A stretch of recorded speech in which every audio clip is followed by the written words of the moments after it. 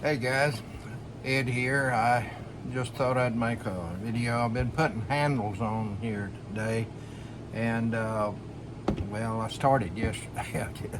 I'm kind of slow, but anyhow, I thought I'd make this video about handles and how, and especially the retainers, the way you retain a handle onto a knife, especially these are full tang knives where you're putting slabs on each side of the tang.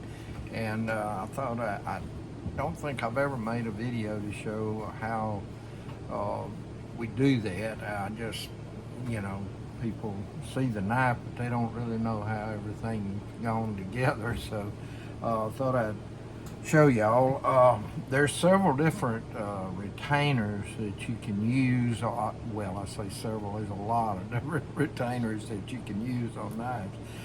Most of the time, or a lot of the times, what people do is just pin the the slabs onto the knife. They'll drill holes in there and just put pins through it, along with some 2-ton epoxy.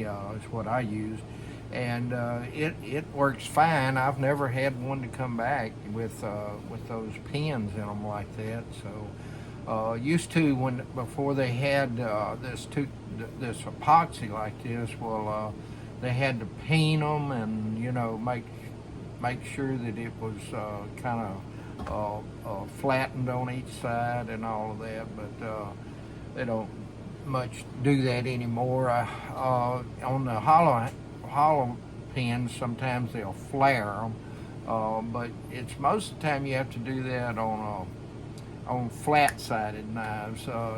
It's kind of hard to do it the way I do things here, unless you got a setup where you're doing a bunch of knives of the same kind. Well, it's kind of hard to do that. But anyhow, I just wanted to show you that a pin. The way I do a pin is kind of like this. This is a hollow pin here, and then I don't know if you can see this. I got rings. I just take it to the grinder and put rings around it so where it will help hold it in. And if you want to flare the ends, you can. If it's where you can do it on that, you can use solid pins the same way. I got these from an old an old boy told me how he does pins. He uses these roll pins on knives. Now you can't do this. Only thing probably Makara and G10. It probably bust a wood or something, but I have used those in the past. I haven't used them in a long time now, where you can just knock a roll pin in there and it helps to retain. Pretty good idea. I think it was Mineral Mountain Hatchet Works guys, I think who it was that told me about that the way they was doing them at a knife show one time. They was telling me about it, how they did them. And anyhow, another way that you can do it gives you a little stronger retention, is to use Loveless bolts. Now the reason they call them Loveless bolts, some people will call them fisheye bolts, is they're when you put them in, they'll look like this on the knife when you put them in, and then you cinch them down, and then you take it to the grinder and knock them off, and then contour the handle. You have to be careful when you contour in a handle. You make sure that they're all the way in and everything, because you can cut too far into them, and you lose all of the nut that's holding everything. Of course, there's epoxy. You can see the epoxy in there also all around them, where you put epoxy in there, so that gives you a little extra retention when you use those. And you can get them in brass, or you can get them in stainless. I think they even got them in copper. Another thing that some people use, and I use sometimes, is Corby bolts. It looks like a pin. It doesn't. When you clean it off, here's a little knife with them in it. You can see how they are done there. And these look like a pen. They don't have the fisheye in them when you put these in. They're a little harder to put on because of the because you know, you got to drill different holes and you got to countersink. And I'll show you what I use. I forgot to bring it.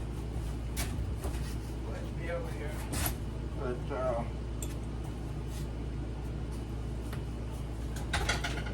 yeah, here they are. These are things that I use to countersink those heads of those bolts into the side of the scales, stuff like this. They make different ones, different ways and all, but it takes a little longer to do those Loveless bolts, and of course they cost a good bit. I think they cost $2 or $3 a piece for just a Loveless bolt. Now, they call them Loveless because he was the one that first come up with them, I guess, and started using them on his knives. There's another one, a bolt like this. It's I call it a half Corby. It's got this Corby type deal on one side, which be then would be a fisheye on the other side. So it's kind of a half and half of what I call it. But that's the main ways that they use. I put stuff on is either with Loveless or Corby bolts or pins. That's what I use most of the time. Now there's another one here that I have used in the past. It's kind of like a Chicago screw. It's got a screw on one side and then this on the other side, and you can put them together with these. But I've only used them a few times. I think I did that MR14. It's on the website, and with these on it the last time. But anyhow, that's some of the retention ways we retain the handles on a full tang knife, and just wanted to show that to you so that you could see what goes into it. It's a little more complicated it takes longer when you're putting the Corbies or the Loveless bolts in. It takes a little longer and all, but it does give you a little extra retention. Okay guys, thanks for watching. Appreciate y'all. Y'all have a great day. I got to get back to contouring these handles now. Talk to y'all later. You have a good one. Bye-bye.